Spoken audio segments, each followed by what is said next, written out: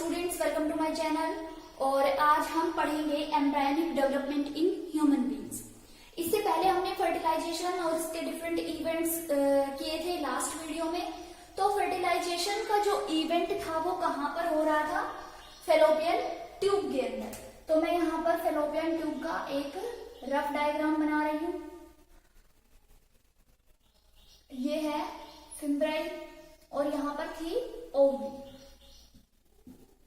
ठीक है, क्या हुआ था, जो एम्पुला रीजन था वहां पर जो स्पर्म्स थे वो आए और उन्होंने जो सेकेंडरी oocyte था उसका मियोसिस कंप्लीट करवा कर उसका जो न्यूक्लियस था उसके साथ फ्यूज हो गए, तो बन गया जाइगोट। ठीक है, ये जो प्रोसेस है, the formation of zygote occurs in the ampulla region of fallopian tube. Ampulla के अंदर फर्टिलाइजेशन होता है, main site of fertilisation ampulla होता है। ठीक है, इसके बाद जाइगोट जो होगा वो कुछ टाइम के लिए सस्पेंड हो जाएगा और यहीं पर रहेगा। ठीक है, जो पहला डिवीजन होगा, जो पहली क्लीवेज होगी वो लगभग 40 घंटे बाद होगी। ठीक है, क्या होगा, 40 घंटे बाद जो ये हमारा जाइगोट होगा वो 2 सेल्ड स्टेज में कन्वर्ट हो जाएगा। लेकिन ध्यान रखने लायक बात क्या है यहाँ पर कि जो इसका साइज है वो उतना का उतना ही रहेगा। मीन्स यहाँ पर जो क्लीवेज होंगे उनका जो सरफेस वॉल्यूम रेशो होगा वो बढ़ता चला जाएगा। अगर हम नॉर्मल माइटोसिस की बात करते हैं तो उसमें 2 सेल्स बन जाती हैं और ये दोनों सेल जो होंगी वो इक्वल साइज की होंगी, तो सरफेस वॉल्यूम रेशो जो होगा वो क्या होगा, ना इंक्रीज होगा ना डिक्रीज होगा, उतना का उतना रहेगा। मतलब एक सेल है, अगर वो डिवाइड करेगी तो उसकी जो दूसरी नेबरिंग सेल है वो इस तरह से एडजस्ट होती है। अगर आप माइटोसिस की बात करते हो तो, अगर आप यहाँ पर क्लीवेज की बात करते हो तो क्लीवेज किस टाइप से होगा, जैसे ये एक सेल थी, इसके अंदर जब डिवीजन होगा तो ये 2 पार्ट्स में डिवाइड हो जाएगी। मतलब इसका जो साइज होगा वो यूं का यूं रहेगा। और वो क्यों रहेगा? क्योंकि फेलोपियन ट्यूब का जो डायमीटर है वो कांस्टेंट है। अगर यहाँ पर इसका साइज बढ़ता चला जाए तो फेलोपियन ट्यूब जो होगी वो बर्स्ट हो जाएगी। ठीक है, इसलिए फेलोपियन ट्यूब के अंदर ये जब तक रहेगा तब तक इसके अंदर जो डिवीजन होंगे वो क्लीवेज कहलाएंगे। ठीक है, वहां पर सरफेस वॉल्यूम रेशो जो होगा वो इंक्रीज होता रहेगा, बाकी जो साइज होगा वो एज इट इज रहेगा। ठीक है, पहला क्लीवेज जब होगा तो ये 2 सेल स्टेज में कन्वर्ट हो जाएगा। ठीक है, इसके बाद 2 के बाद 4 सेल स्टेज आएगी। इसका साइज जो होगा वो हमें उतना ही रखना है, 4 सेल स्टेज आएगी। 4 के बाद 8 सेल स्टेज आएगी। ठीक है, 8 सेल स्टेज आएगी। 8 सेल के बाद अब इसको हम बोलेंगे ब्लास्टुला, सॉरी इसको हम बोलेंगे मोरुला, 8 सेल वाले। ठीक है, अब भाई यहां पर क्या था, यूट्रस है। ठीक है, यहां से दूसरी फेलोपियन ट्यूब आएगी, ये यूट्रस है। ये यूट्रस की क्या है, एंडोमेट्रियम। ठीक है, एंडोमेट्रियम जो होगी वो प्रोजेस्टेरोन की वजह से थिक हो जाएगी और अब it is ready to implant और it is ready to nourish the embryo. ठीक है, अब क्या होगा, अब 8 सेल स्टेज आ गई। 8 सेल के बाद मैं यहाँ पर लिख देती हूँ, ये जो स्टेजेस होंगी इनको मैं यहाँ लिखती हूँ। जैसे ये है जाइगोट हमारा, जाइगोट के बाद क्या होगा, 2 सेल स्टेज आएगी। ठीक है, अब 2 के बाद 4 सेल स्टेज आएगी। 4 के बाद 8 सेल स्टेज आएगी। ठीक है, 8 सेल स्टेज जो होगी 8 to 16 सेल वाले को हम बोलते हैं मोरुला। ठीक है, मोरुला के बाद 8 के बाद आएगी 16 सेल स्टेज। आप ये 16 सेल स्टेज बता देना, ये है 16 सेल। तो यहां से यहां तक इन दोनों को हम मोरुला बोलेंगे। मोरुला के बाद अब वो चाहे 32 सेल स्टेज में हो या 64 सेल स्टेज में हो, इसके बाद हम उसको बोलेंगे, ये 32 सेल स्टेज आएगी और उसके बाद जो बनेगा वो होगा अब ब्लास्टुला। ठीक है, ब्लास्टुला बनने के बाद क्या होगा, जो ब्लास्टुला होगा उसके अंदर सेल्स जो होंगी वो कुछ इस तरह से अरेंज होंगी। एक तो यहाँ पर पेरिफेरी पर अरेंज होंगी सेल्स और कुछ सेल्स यहाँ पर अंदर इकट्ठी होंगी, इनको बोलेंगे इनर सेल मास। क्या बोलेंगे? Inner cell mass. और जो आउटर लेयर होगी इसको बोलेंगे ट्रोफोब्लास्ट। ठीक है, क्या होगा, ये वाली जो स्टेज होगी, मोरुला बन गया, मोरुला के बाद जो ब्लास्टुला होगा अब वो यहां पहुंच जाएगा। ये ब्लास्टुला जो होगा अब वो यहां पहुंच चुका है। इसके अंदर क्या है, एक तो आउटर सेल है, उसके बाद ये है इनर सेल मास।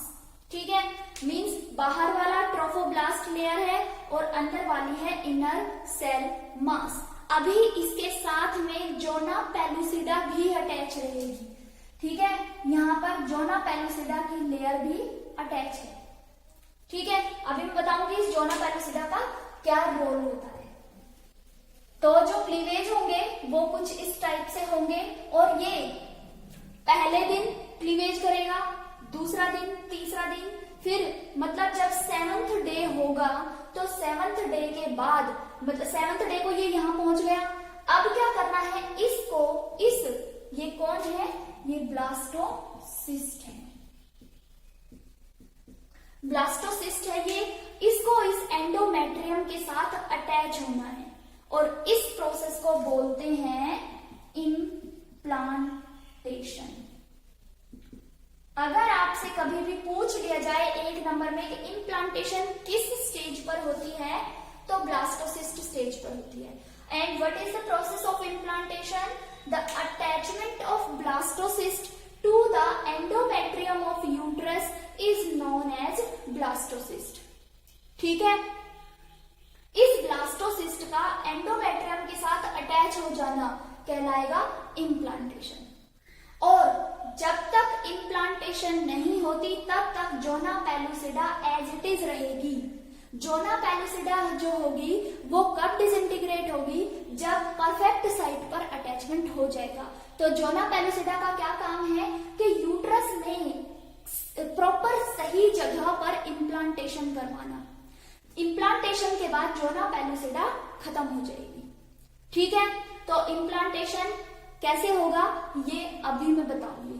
आपको बस सिर्फ इतना याद रखना है कि इम्प्लांटेशन जो होगी वो किस स्टेज पर होती है, ब्लास्टोसिस्ट स्टेज पर।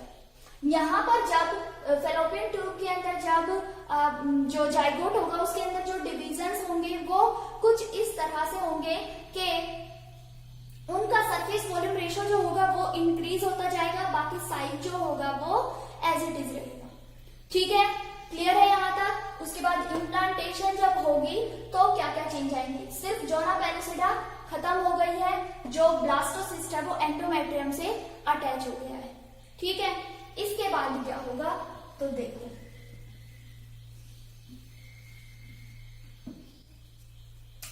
ये है एंडोमेट्रियम की लाइनिंग, यहां पर है ये ट्रोफोब्लास्ट। ठीक है, ये ट्रोफोब्लास्ट है ब्लैक कलर से और यहां पर मैं इनर सेल मास बना रही हूं। ये इनर सेल मास मैं इधर बनाती हूं। इनर सेल मास जो होगा ये हो गया। ठीक है, और ये हो गई हमारी ट्रोफोब्लास्ट। ठीक है, और ये जो कैविटी होगी इसको बोलते हैं ब्लास्टोसील। ठीक है, ये हो गया इनर सेल मास और ये हो गई हमारी ट्रोफोब्लास्ट। ठीक है, अब क्या होगा, ये जो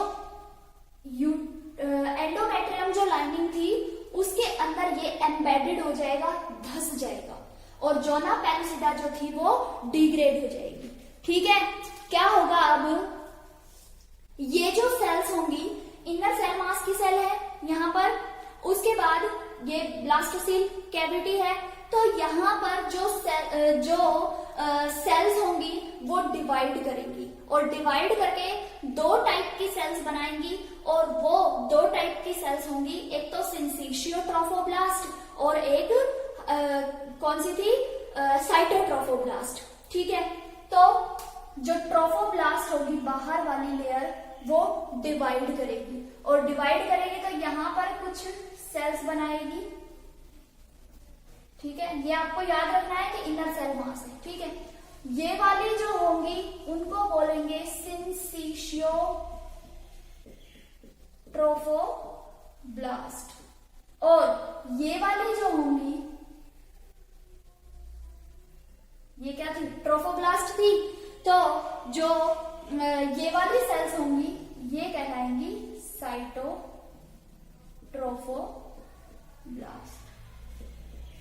ट्रोफोब्लास्ट के ही ये दो कैटेगरीज हैं। ट्रोफोब्लास्ट जो होगी वो डिवाइड कर गई, क्यों, क्योंकि इसको एक न्यूट्रिटिव टिश्यू बनाना है। ठीक है, तो न्यूट्रिटिव टिश्यू बनाने के लिए ये दो टाइप की सेल्स में डिवाइड हो गई, सिंसिशियो ट्रोफोब्लास्ट जिनकी बाउंड्रीज अननोन है, जबकि साइटोट्रोफोब्लास्ट की बाउंड्री जो होगी वो परफेक्ट बाउंड्री होगी, नॉन बाउंड्री होगी। ठीक है, अब क्या होगा, अब इस जो इनर सेल मास की जो सेल्स होंगी वो अब डिवाइड करना स्टार्ट करेंगे। ठीक है, जो ट्रोफोब्लास्ट है वो एज इट इज रहेगी अभी, और जो ये वाली सेल्स होंगी इनर सेल मास, अब ये डिवाइड करना स्टार्ट करेंगी, और ये डिवाइड करेंगी, इनर सेल मास की जो सेल्स होंगी वो दो टाइप की सेल बनाएंगी, एक तो एपिब्लास्ट और एक हाइपोब्लास्ट। हाइपोब्लास्ट, ठीक है, जो एपिब्लास्ट होगा वो कॉलमनर होगा, और कॉलमनर शेप की सेल्स होंगी, और जो हाइपोब्लास्ट होंगी वो क्यूबोइडल शेप की सेल्स होंगी। ठीक है, तो जो इनर सेल मास होगा अब उसने डिवाइड करना है, तो देखो क्या होगा, इनर सेल मास जो होगा वो डिवाइड करेगा, और डिवाइड करके दो टाइप की सेल्स बना लेगा। ठीक है, दो टाइप की सेल्स कौन सी, एक तो एपिब्लास्ट और एक हाइपोब्लास्ट। ठीक है, यहां पर क्या होगा, कुछ क्यूबोइडल सेल्स बनेंगी, क्यूबोइडल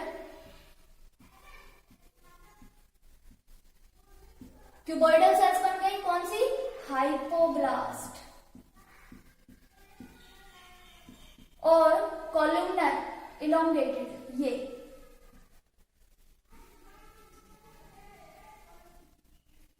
ये इलोंगेटेड जो सेल्स हैं वो बनेंगी कौन सी, एपिब्लास्ट। ठीक है, डिवीजन हो गए हैं। अब हाइपोब्लास्ट एपिब्लास्ट बन चुके हैं इनर सेल मास से, और ट्रोफोब्लास्ट से साइटोट्रोफोब्लास्ट और सिंसिशियो ट्रोफोब्लास्ट बन चुके हैं। ठीक है, अब क्या होगा, अब जो अंदर है वहां पर डिविजन्स फर्दर होंगे, और ये तीन लेयर्स बनाएंगे। ये तीन लेयर्स कौन कौन सी होंगी, एक्टोडर्म, एंडोडर्म और मीजोडर्म।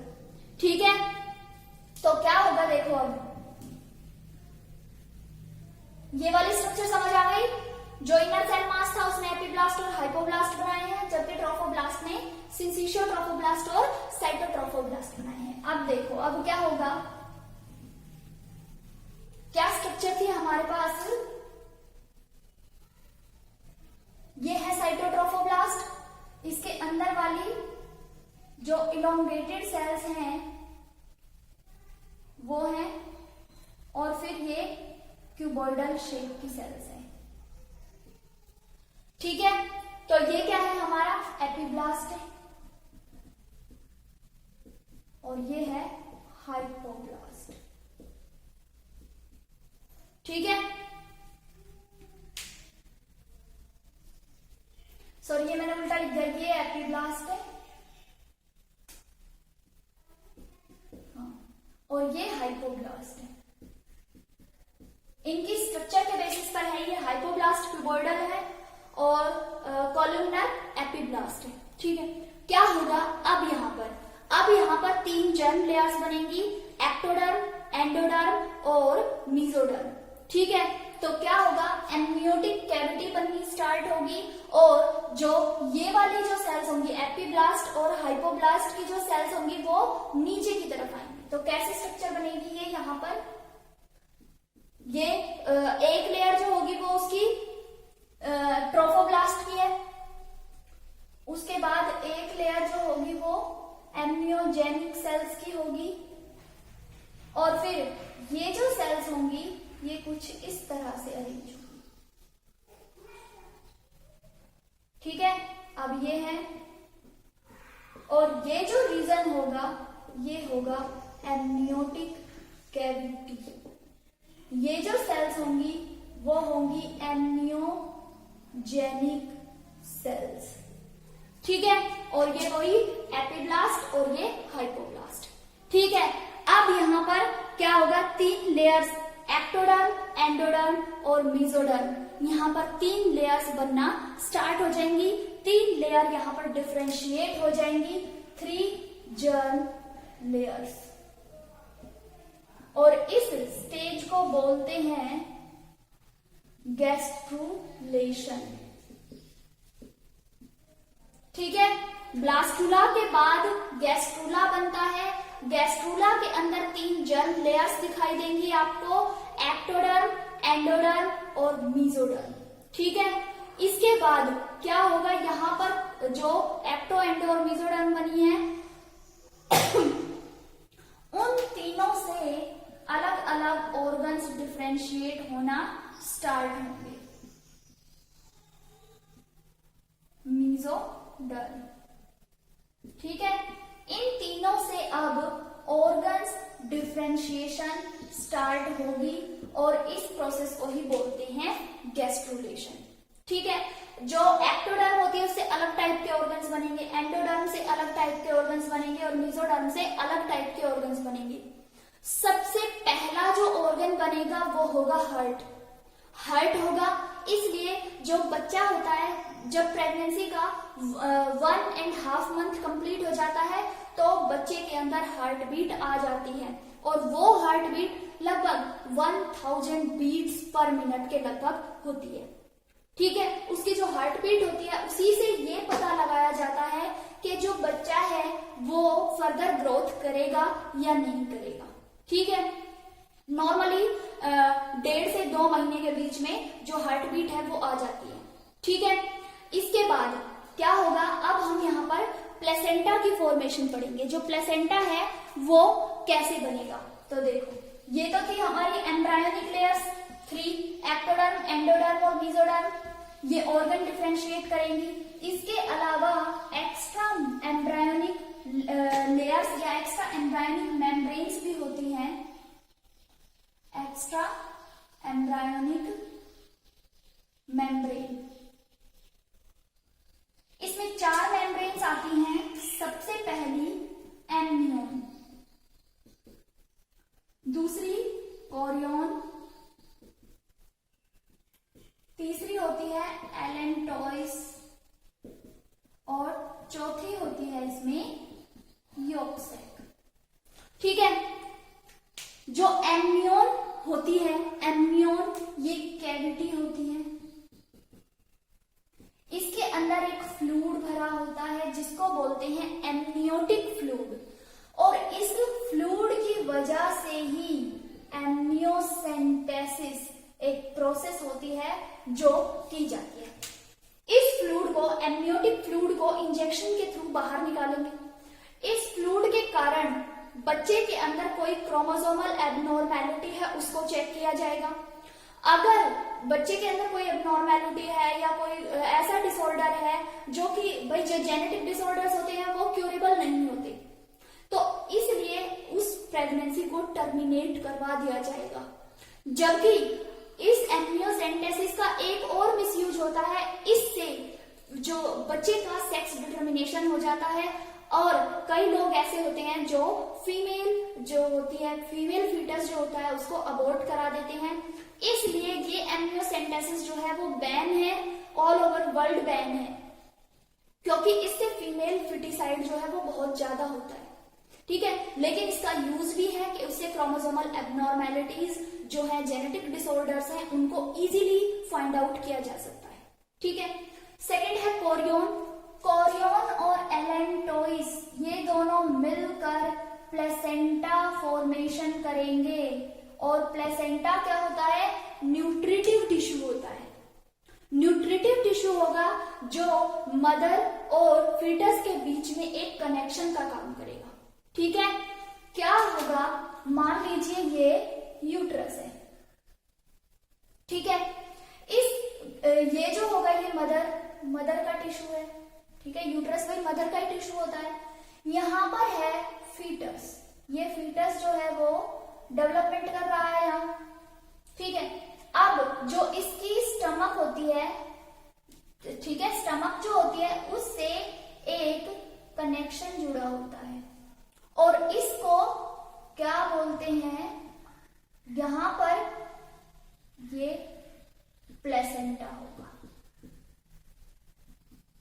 ठीक है, प्लेसेंटा जो होगा, ये प्लेसेंटा जो होगा वो मदर के ब्लड वे से, मदर यहाँ पर बहुत सारी विलाई होंगी जो कि न्यूट्रिशन को एब्जॉर्ब करेंगी, प्लेसेंटल विलाई जिसको बोलते हैं।